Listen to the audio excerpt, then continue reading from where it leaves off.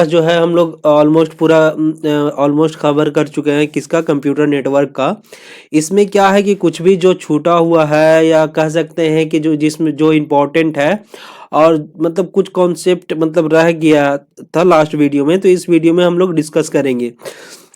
इस सिलेबस में तो ओएसआई मॉडल का मतलब हर लेयर का अलग अलग दिया हुआ है पढ़ने के लिए, लेकिन हम लोग ऑलरेडी लास्ट वीडियो में एक ही में पूरा लेयर के बारे में हम लोग पढ़ लिए हैं। तो इस डेटा लिंक लेयर ऑलरेडी हम लोग लास्ट वीडियो में पढ़ चुके हैं पूरा लेयर। तो आप लोग एक एक बार इस स्लाइड को है ना गो थ्रू कर लीजिए। जैसे डेटा लिंक लेयर में क्या क्या काम होता है ये दिया हुआ है स्लाइड में।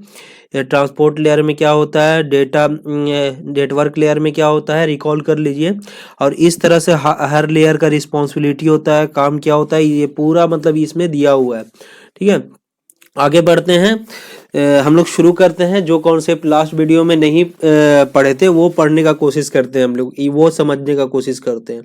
तो यहाँ पे है पहला क्वेश्चन जो है, उससे एक कॉन्सेप्ट समझने की कोशिश करेंगे। ट्रांसमिशन कंट्रोल प्रोटोकॉल ओरिएंटेड होता है। टीसीपी जो प्रोटोकॉल है हमारा वो करेक्शन ओरिएंटेड होता है। उसके मतलब क्या है कि जैसे हम किसी डेटा को भेज रहे हैं, मान लो यार कि आप या हम अपने दोस्त के पास डेटा भेज रहे हैं, ठीक है। मान लो कि कोई मैसेज भेजना है ये, तो मैसेज भेजने के लिए जैसे मैसेज भेज रहे हैं ना, तो इस प्रोटोकॉल का काम क्या है कि पहले ये कनेक्शन बनाता है ए और बी के बीच, आपके बीच में और आपके फ्रेंड के बीच में कनेक्शन बनाता है, चाहे वो वायरलेस हो या वायर्ड हो, मतलब वायर के जरिए या तो मतलब वायरलेस जो है रेडियो वेव या कह सकते हैं माइक्रोवेव के जरिए वो क्या बनाता है, एक मतलब रास्ता बना लेता है और उसके बाद डेटा को भेजता है। तो ये हमारा हो गया क्या, कनेक्शन ओरिएंटेड। और कनेक्शन लेस कौन होता है भाई, तो यूडीपी होता है, यूजर डेटाग्राम प्रोटोकॉल। और आईपी भी है ना, वो कनेक्शन लेस होता है, ये ज्यादा फास्ट होता है देन किसके, करेक्शन ओरिएंटेड से ज्यादा फास्ट होता है ये यूडीपी और आईपी। नेक्स्ट क्वेश्चन देखते हैं कि IP address work on which layer of OSI model. OSI model में जो नेटवर्क आईपी एड्रेस है कौन सा लेयर पे काम करता है। तो हम लोग के यार बहुत बार कंफ्यूजन हो जाता है कि यार कौन सा लेयर है, फर्स्ट लेयर कौन है, सेकंड लेयर कौन है, थर्ड लेयर कौन है, फोर्थ लेयर कौन है। तो हम लोग देख सकते हैं जैसे आईपी एड्रेस किस पे काम करता है यार, आईपी एड्रेस नेटवर्क लेयर पे काम करता है। और नेटवर्क लेयर कौन सा लेयर होता है, तो पहला तो फिजिकल लेयर होता है, दूसरा डेटा लिंक लेयर होता है, तीसरा नेटवर्क लेयर होता है। ठीक है, तीसरा लेयर पे हमारा आईपी एड्रेस काम करता है। लेकिन क्या क्या क्या होता है, हम लोग को कंफ्यूजन होता है, याद नहीं रहता है यार कि मतलब कौन सा लेयर, मतलब केमा लेयर कौन है। तो उसके लिए एक लोग के पास क्या है, ट्रिक है। जैसे ये हम लोग देख सकते हैं, ये क्या है, फर्स्ट लेयर है, सेकंड है, थर्ड है, फोर्थ है, फिफ्थ है, सिक्स्थ है और सेवंथ है। अब बोलेगा आईपी एड्रेस का बात करते हैं, तो हम लोग जानते हैं कि आईपी एड्रेस किस पे वर्क करता है, नेटवर्क लेयर पे। और नेटवर्क लेयर कौन सा लेयर है, 1 2 3, तीसरा लेयर है।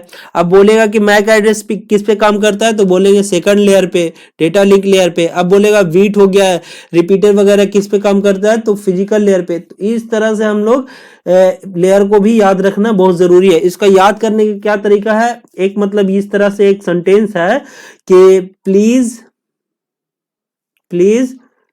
Do not take sales person advice. तो इससे क्या होता है ना, जैसे प्लीज हो गया ना, तो प्लीज हो गया तो ये फर्स्ट लेयर हो गया।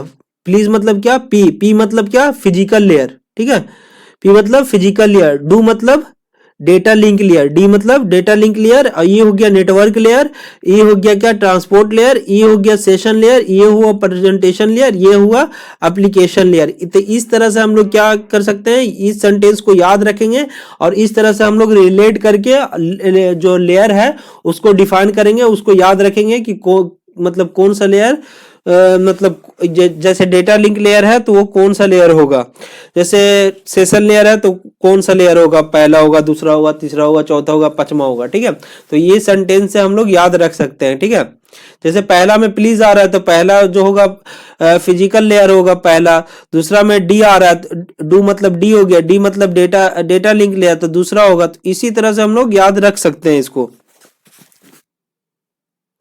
नेक्स्ट क्वेश्चन है कि MAC address is dash digit number.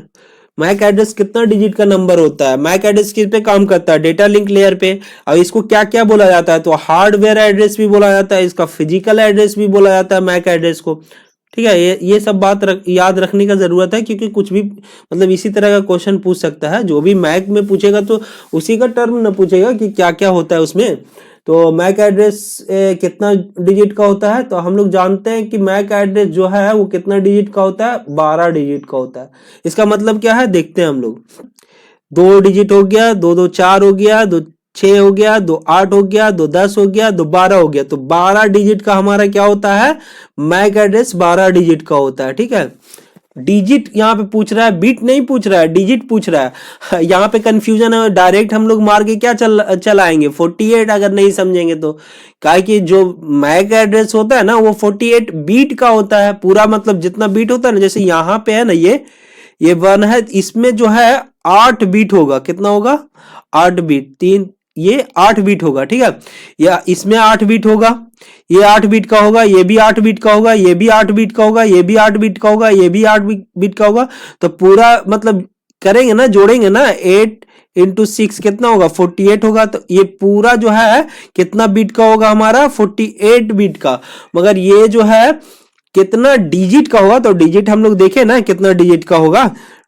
2 2 4 2 6 2 8 2 10 2 12 12 digit का होगा। तो यहाँ पे कंफ्यूज नहीं होना है। डिजिट बोले तो देखना है हमारा 12 डिजिट का होता है, बीट बोले कितना बीट का होगा तो 48 लगाना है। यहाँ पे कंफ्यूज हो जाता है बहुत सा, अगर डिजिट पूछ देगा ना तो वो हम लोग का दिमाग में क्या रहता है 48 48, क्योंकि 48 बीट का ही होता है मैक एड्रेस।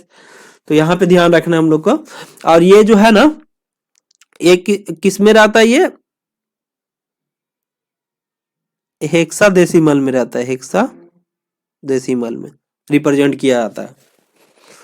तो मैक एड्रेस में क्या होता है? दो पार्ट होता है। एक होता है ना तीन जो होता है वो क्या रिप्रेजेंट करता है? Organisationally unique identifier. और दूसरा जो पार्ट है वो नेटवर्क इंटरफेस कंट्रोल स्पेसिफिक को डिफाइन करता है। नेक्स्ट क्वेश्चन देखते हैं कि LAN has mostly use the topology, मतलब हम लोग लैन जो है लोकल एरिया नेटवर्क, वो किस तरह का टोपोलॉजी यूज करते हैं? तो इसमें है ना स्टार भी होता है, रिंग भी होता है और बस भी होता है। लोकल एरिया नेटवर्क जैसे यार हम लोग एक ऑफिस खोल रहे हैं तो उसमें या तो हम क्या कर सकते हैं, इस तरह से एक वायर के जरिए पूरा कंप्यूटर जो लाए हैं हम लोग अपना ऑफिस के लिए उसको कनेक्ट कर सकते हैं एक वायर से। ठीक है, या क्या कर सकते हैं कि एक हब लाएंगे और हब से क्या करेंगे पूरा को कनेक्ट कर देंगे हमारा नेटवर्क, अगर लोकल नेटवर्क बनाना है तो इस तरह से। तो हम लोग तीनों तरह से क्या कर सकते हैं, तीनों टोपोलॉजी हमारा लाइन में यूज होता है, स्टार भी, रिंग भी, बस भी। तो इसका जो आंसर है कौन सा हो जाएगा हमारा? ऑल ऑफ दीज हो जाएगा। नेक्स्ट क्वेश्चन है कि which of the following address belongs to A. हम लोग यार एड्रेस क्या है, यहाँ पे 5 क्लास होता है आईपी एड्रेस का, ए बी सी डी और ई। हमारा जो है हर क्लास का अलग अलग रेंज होता है, तो देख लेते हैं क्या क्या रेंज हो सकता है। क्लास ए में हमारा रेंज कितना होता है? 0 से 191। सी में कितना होता है? 192 से 223। इस तरह से हम हर मतलब क्लास का अलग अलग रेंज होता है। तो हमारा क्लास किस क्लास का बात कर रहा है? ए क्लास का। तो ए क्लास का रेंज जो है वो कितना होता है? 0 से 127। तो देखते हैं जो पहला जो है वो डिफाइन करता है हमारा। तो ये तो 130 है, ये नहीं होगा। ये भी 128 है, ये भी नहीं होगा। एक क्लास का ये भी नहीं होगा। तो कौन होगा? 121 होगा। तो ये हमारा हो जाएगा आंसर। ठीक है, और यहाँ पे है डिफॉल्ट सबनेट क्या है? क्लास ए का डिफॉल्ट सबनेट क्या होता है कि 2 होगा, ए और बी 225 और तीसरा में 3 होगा और इसमें नहीं होता है। ठीक है, इसमें डिफॉल्ट सबनेट मास्क नहीं होता है, किसमें? डी और ई में। नेक्स्ट क्वेश्चन है कि which of the following IP address can be use to a loop back address. Loop back address किसको कहते हैं? लोकल होस्ट एड्रेस भी कहते हैं इसको, लोकल होस्ट एड्रेस भी कहते हैं, ठीक है। ये यहाँ पे जब लूप बैक एड्रेस का बात हो ना, तो यहाँ पे एक पिन एड्रेस होता है, पिंग, ठीक है। पिन एड्रेस क्या करता है कि एक्टिव मतलब चेक करता है कि जो हमारा सर्वर है वो रिस्पॉन्स कर रहा है कि नहीं कर रहा है, काम कर रहा है या नहीं कर रहा है, ये पिन होता है। और पिन का ही पार्ट कौन क्या होता है? Loop back address. ये जो है ना, ये हमारा लोकल कंप्यूटर पे वर्क करता है कि हमारा जो सारा लेयर है OSI मॉडल का, वो काम कर रहा है कि नहीं कर रहा है, उसको चेक करते हैं किसके जरिए से? लूप बैक एड्रेस से। तो इसमें लूप बैक एड्रेस कितना होता है? 127.0.01 ये होता है क्या? लूप बैक एड्रेस होता है। और डीपली हम लोग समझते हैं कि लूप बैक एड्रेस क्या होता है। तो डीपली समझने के लिए आप क्या कीजिए, अपना कंप्यूटर में, और अगर कंप्यूटर यूज कर रहे हैं अभी आप या आपके पास है, तो कभी भी आप जाइए अपने कंप्यूटर में CMD सर्च कीजिए, ओपन कीजिए CMD, और उसके बाद है ना, जैसे मान लीजिए कि आप क्या कीजिए, पिंग google.com। तो पिंग google.com जैसे ही पिन करेंगे ना आप, जैसे ही टैप करेंगे और इंटर करेंगे ना, तो ये पूरा डिटेल हमारे पास चला आएगा।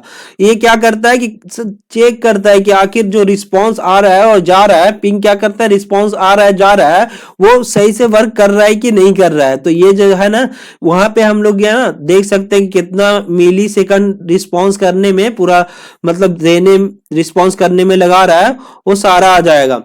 और लोकल कंप्यूटर जैसे हम लोग अभी बात कर रहे हैं किससे? लूप बैक एड्रेस के। तो ये हमारा लूप बैक एड्रेस चेक करने के लिए कि हमारा सिस्टम में जो OSI मॉडल है पूरा वर्क कर रहा है या नहीं कर रहा है, NIC वर्क कर रहा है या नहीं कर रहा है। तो हम लोग क्या करेंगे, पिंग देंगे और इसका एड्रेस देंगे, क्या है, लूप बैक एड्रेस यहाँ लिख देंगे। उसके बाद यहाँ पूरा डिटेल दे देगा हमारा। देखिए लॉस कितना हुआ है, लॉस कितना है हमारा? 0 है, यानी हमारा पूरा का पूरा जो NIC है और जो भी सिस्टम है पूरा वर्क कर रहा है, ठीक है। रिस्पॉन्स करने में कितना टाइम दिया? 0। यार हम लोग लोकल सिस्टम पे ही रिक्वेस्ट और रिस्पॉन्स दे रहे हैं, रिक्वेस्ट कर रहे हैं, रिस्पॉन्स दे रहे हैं, तो कितना? 0 टाइम लेगा।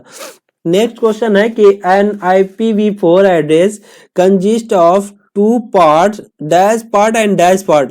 जो IP एड्रेस है ना, 2 पार्ट से मिलके बना होता है। वो कौन कौन होता है? तो एक होता है नेटवर्क और दूसरा होता है होस्ट। मतलब जो है ना, मान लो 1 2 3 4, एक क्लास का जहां बात करेगा तो उसका जो नेटवर्क है वो कितना बीट का होगा, कौन सा पार्ट होगा? ये जो नेटवर्क होगा, और ये क्या होगा? होस्ट होगा। जैसे यहाँ पे हम लोग फिगर में देख सकते हैं, ये जानते हैं कितना बीट का होता है? 8 का होता है, 8 का होता है, 8 का होता है, 8 का होता है। तो ये जो 8 बीट होगा ना, क्लास A के लिए जब हम लोग बात करेंगे, तो ये जो 8 होगा वो किस लिए होगा? नेटवर्क के लिए होगा। ये पूरा तीनों क्या होगा? हमारा होस्ट के लिए होगा। जब B का बात करेंगे तो B में क्या होगा? ये दोनों जो है ना, 8 8 16 बीट क्या होगा? हमारा नेटवर्क होगा, और 16 बीट क्या होगा? होस्ट के लिए होगा। और जब हम लोग C में आएंगे, C में बात करेंगे, तो C में जो ये 8 हो गया, ये 8 हो गया, ये 8 हो गया, 8 का 8 8 2 16 8 3 24 बीट जो है ना, वो नेटवर्क को रिप्रेजेंट करेगा, और जो 8 बीट है वो होस्ट के लिए होगा। तो इस तरह से हम लोग देख सकते हैं D में पूरा का पूरा होस्ट के लिए होगा। What is the primary function of data link layer in OSI model? OSI model में डेटा लिंक लेयर का क्या फंक्शन होता है? तो हम लोग अभी देखिए कि डेटा लिंक लेयर क्या करता है? राउटिंग करता है क्या? नहीं, राउटिंग का काम तो हमारा नेटवर्क लेयर का होता है, तो ये तो नहीं होगा, ये तो डेटा लिंक लेयर का काम नहीं होता है। और क्या करता है? इन टू इन कम्युनिकेशन करता है क्या? नहीं, इन टू इन कम्युनिकेशन करने का किसका काम है? ट्रांसपोर्ट लेयर का, तो ये भी नहीं होगा। और लॉजिकल एड्रेस का किसका रिस्पॉन्सिबिलिटी है? किसका? नेटवर्क का, तो ये भी नहीं होगा। तो हमारा जो आंसर हो जाएगा ना, ये डेटा लिंक लेयर का क्या काम होता है, एरर को डिटेक्शन और एरर करेक्शन, एरर को क्या करता है पहचानता है और उसको सही करता है।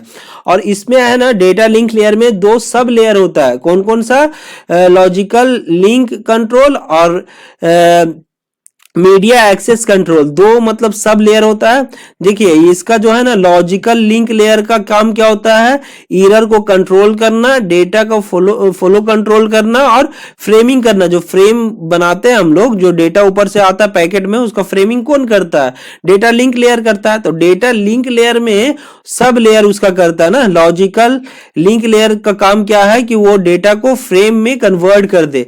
और मीडिया एक्सेस का क्या काम है कि डायनेमिक चैनल है और एड्रेसिंग, फिजिकल एड्रेसिंग होता है कौन, मैक।